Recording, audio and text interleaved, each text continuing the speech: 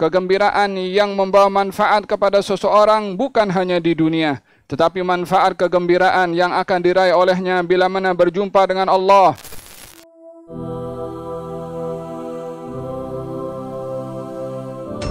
Setelah selesai daripada amal ibadah puasa bulan Ramadan, diperintahkan untuk membesarkan akan kejayaan, kemenangan dan kesempurnaan di dalam beribadah puasa dengan mengangkat takbir, dengan membesarkan Allah Subhanahu wa taala sebagai satu tanda syukur kita kepada Allah Subhanahu wa taala.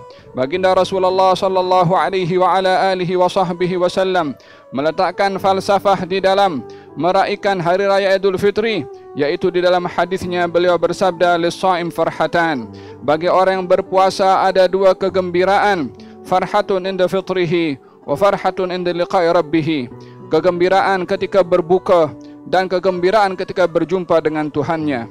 Ianya adalah merupakan kegembiraan yang membawa manfaat kepada seseorang bukan hanya di dunia, tetapi manfaat kegembiraan yang akan diraih olehnya bila mana berjumpa dengan Allah Subhanahu wa ta'ala. Oleh sebab yang demikian, kejayaan seseorang dalam beribadah puasa, keindahan di dalam meraihkan hari raya adalah bila mana amal ibadah puasanya diterima oleh Allah Subhanahu wa ta'ala dan bergembira dengan pahala yang diberikan oleh Allah Subhanahu wa ta'ala kerana sempurna di dalam beribadah puasa. Oleh sebab yang demikian, kita ingin meraih daripada Allah Subhanahu wa ta'ala kabulnya puasa agar supaya kita diberi ganjaran oleh Allah Subhanahu wa taala dengan kegembiraan sebagaimana dijanjikan oleh Nabi Muhammad sallallahu alaihi wa alihi wasallam. Di dalam hadisnya beliau bersabda tentang kejayaan dan kesempurnaan di dalam berpuasa, ibadah puasa di bulan Ramadan khususnya. Baginda Rasulullah sallallahu alaihi wa alihi wasallam bersabda, "Inna fil jannati baban yuqalu lahu ar-rayyan." Di dalam syurga ada pintu yang dinamakan Ar-Rayyan, la yadkhuluhu, tidak masuk ke dalamnya illa shaimun, kecuali orang-orang yang berpuasa.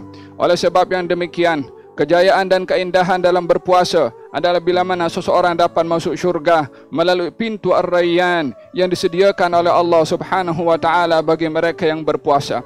Dan yang kedua, yang menjadi tanda keindahan puasa seseorang di bulan Ramadan Al-Mubarak, selain ingin meraih kegembiraan masuk syurga melalui pintu Ar-Rayyan, adalah ingin meraih ridha daripada Allah Subhanahu wa taala ketika penghuni syurga di syurga diseru oleh Allah Subhanahu wa taala dan ditanya oleh Allah Subhanahu wa taala, adakah kamu semua bergembira? Kata Allah Subhanahu wa taala, mereka ahli syurga menjawab, bagaimana kami tidak bergembira sementara engkau telah memberikan kepada kami pemberian yang tak pernah diberikan kepada sesiapapun sebelum ini.